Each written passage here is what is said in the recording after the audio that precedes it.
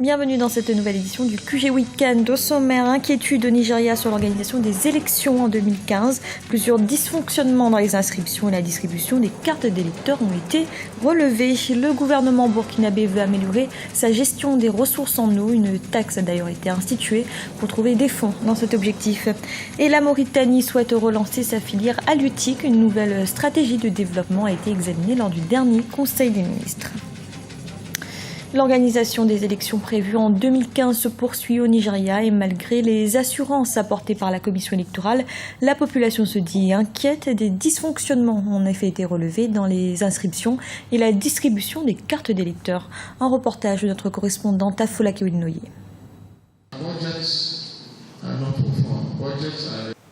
Entre menaces terroristes et épidémie du virus Ebola, comment organiser des élections en 2015 ?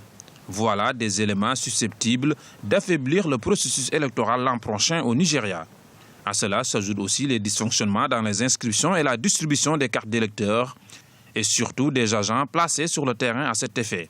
Des dysfonctionnements qui justifient aujourd'hui l'appréhension des électeurs. La CENI doit vérifier la compétence des personnes qu'elle recrute. La plupart des agents recrutés par la CENI sont corrompus. Nous aimerions pouvoir porter nos plaintes directement auprès de la CENI et non à ces recrues. La direction n'a aucune idée de ce qui se passe sur le terrain.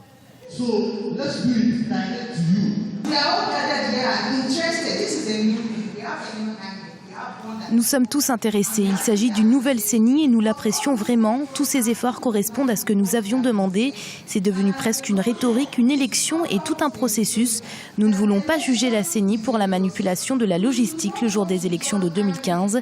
Celle-ci fait partie du processus et de la crédibilité de l'élection.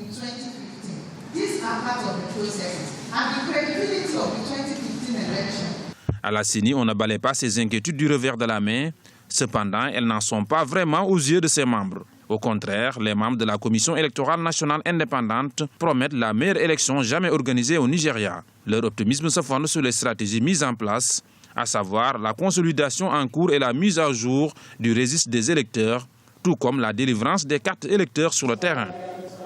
Et dans ce climat de méfiance envers l'organe en charge de l'organisation du scrutin, la CENI demande la collaboration de tous afin d'atteindre ses objectifs.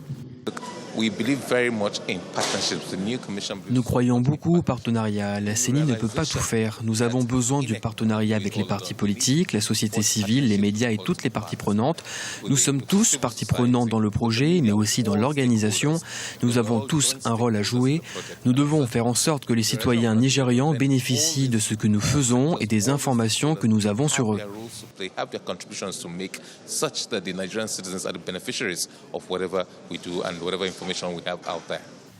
Actuellement, 3 États du Nord sont en état d'urgence du fait de la menace terroriste de Boko Haram.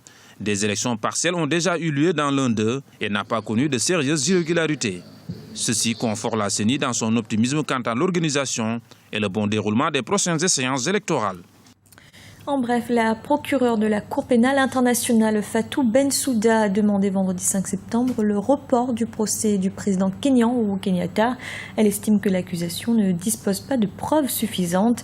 Le procès du chef d'État kényan devait débuter fin 2013 mais a déjà été ajourné à plusieurs reprises. Le Burkina Faso dispose de peu de ressources en eau. Le pays compte en effet environ 2000 retenues d'eau pour plus de 16 millions de personnes.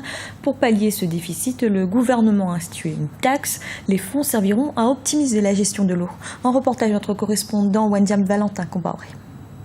Pays sahélien, les ressources en eau du Burkina Faso sont très limitées.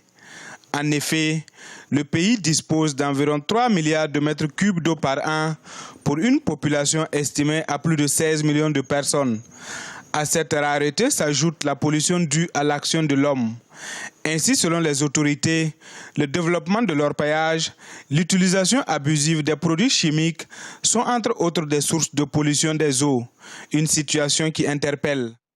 L'état des lieux des ressources en eau du Burkina est vraiment plus ou moins inquiétant parce qu'on constate au cours de ces dernières années un amenuisement des ressources en eau, une baisse sensible de la pluviométrie Et on constate qu'au cours des dernières années, qu'il y a maintenant un espacement de la pluviométrie, et que ce soit dans le temps et dans l'espace. Conscients de l'état de manque d'eau, les autorités du pays ont institué un programme de gestion de cette ressource naturelle.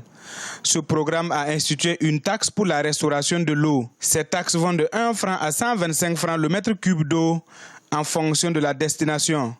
Une taxe qui devrait aider à la préservation de l'eau. Et le principe de préleveur-payeur et pollueur-payeur vient d'une disposition de la loi, donc qui veut que toute personne qui utilise l'eau à des fins économiques puisse participer à sa protection, à sa restauration et à sa connaissance. Il y a des structures qui sont mises en œuvre et qui sont mises en place pour accompagner la connaissance et le suivi des ressources en eau. Il faut que ces structures-là puissent fonctionner dans l'intérêt de l'ensemble des usagers. Le Burkina Faso a un potentiel d'eau évalué à environ 5 milliards de mètres cubes d'eau par an, mais ne stocke que le tiers de ses ressources. Cette politique de gestion, si elle aboutit, devrait aider à la construction de beaucoup d'autres retenues d'eau pour ce pays fortement agricole. Dans l'actualité également, le chef du groupe terroriste Al-Shabaab a été tué lundi 1er septembre lors d'une frappe aérienne menée par l'armée américaine. L'information a été confirmée ce vendredi par le Pentagone. Ahmed Abdi Goudan, 37 ans, était arrivé à la tête de ce groupe lié à Al-Qaïda en 2008. En Mauritanie, le gouvernement prépare la relance de la filière halieutique. Lors du dernier Conseil des ministres, la stratégie de développement a ainsi été peaufinée. L'objectif est de faire décoller le secteur d'ici 2018. Un reportage de notre correspondant Franck Dauphina. La pêche pour la période 2014-2018 en Mauritanie. En réunion ce jeudi, le Conseil des ministres a examiné les conditions de la mise en œuvre d'une nouvelle stratégie de promotion du secteur de la pêche pour les 4 prochaines années. Cette stratégie implique essentiellement l'acquisition d'infrastructures performantes pour le secteur et la mise en place d'ici 2018 d'usines de transformation des produits halieutiques. L'objectif est de définir une stratégie de développement durable du secteur des pêches pour la dite période, d'adapter ces objectifs avec les orientations de la politique du gouvernement dans les autres domaines et d'assurer la maîtrise de la production maritime dans un contexte de bonne gouvernance et de lutte contre la pauvreté. Cette stratégie, à laquelle tous les secteurs seront impliqués, va fixer les voies et moyens permettant de tirer profit de la ressource halieutique et de créer un système d'exploitation, de transformation et de promotion favorisant sa pérennité et créant une plus-value pour relever la production en rationalisant la gestion et la gouvernance. 30% du budget de l'État mauritanien provient du secteur de la pêche.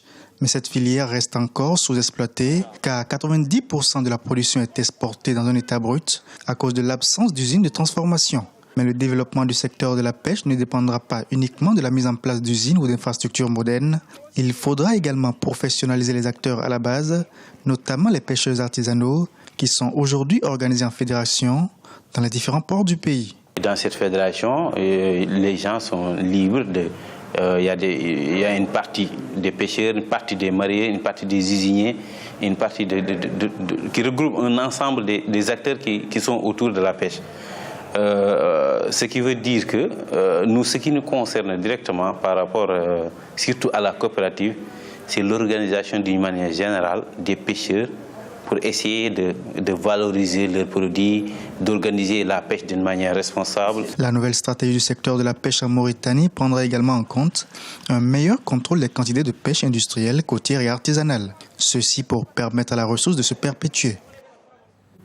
C'était le journal de la rédaction. Merci de l'avoir suivi. Retrouvez dans un instant une nouvelle édition du QG Weekend.